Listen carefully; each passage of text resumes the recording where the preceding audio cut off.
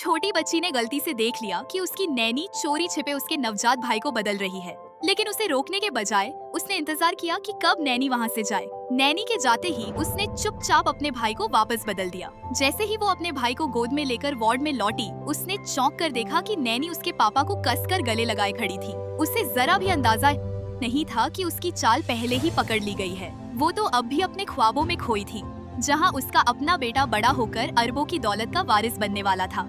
लड़की ने अपने भाई को वापस पलंग पर लिटाया और उसके नन्हे से चेहरे को देखकर मन ही मन कसम खाई कि वो हमेशा उसकी रक्षा करेगी और एक दिन सब सच सामने लाएगी। देखते ही देखते 18 साल बीत गए।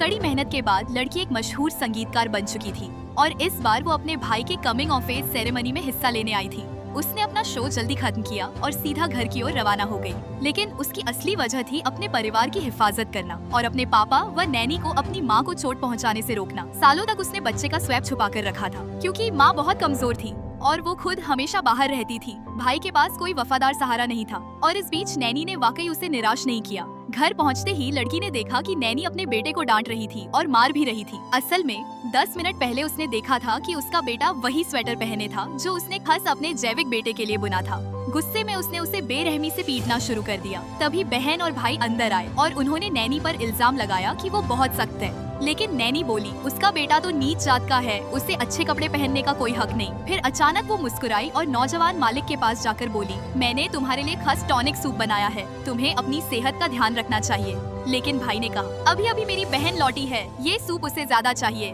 नैनी झट से बोली, वो तो अब बड़ी हो चुकी है, उसे इन चीजों की जरूरत नहीं, सारे अच्छे सामान तो तुम्हारे लिए ही रखे गए हैं। वो गर्व से डींगे मारने लगी कि उसने सबसे बढ़िया चीजें जमा करके रखी है, जो सब केवल उसी के लिए है। लड़की नैनी का बदसूरत चेहरा देखती रही।